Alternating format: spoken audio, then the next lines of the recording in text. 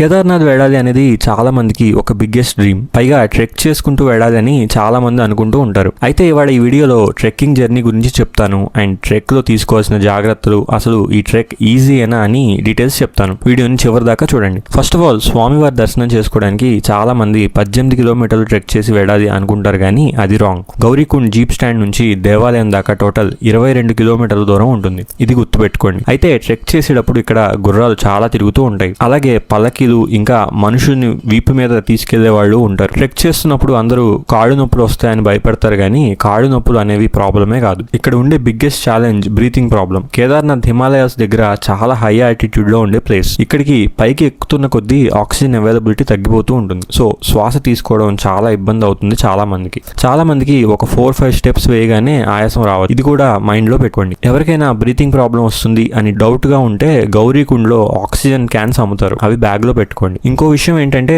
పైకి లగేజ్ తో ఎక్కడం చాలా కష్టం. సో మినిమల్ లగేజ్ క్యారీ చేయండి. తొందరగా ఎక్కేయాలి అని కాకుండా మెల్లగా ఆగుతూ బ్రీత్ ని మేనేజ్ చేసుకుంటూ ఎక్కండి. మన సోషల్ మీడియాలో యూట్యూబర్స్ చూపించినంత ఈజీ అయితే కాదు, ఇది మాత్రం మైండ్ లో పెట్టుకోండి. కానీ మీకు సంకల్పం ఉంటే ఖచ్చితంగా ట్రెక్ కంప్లీట్ చేయగలరు. హర హర మహాదేవ్.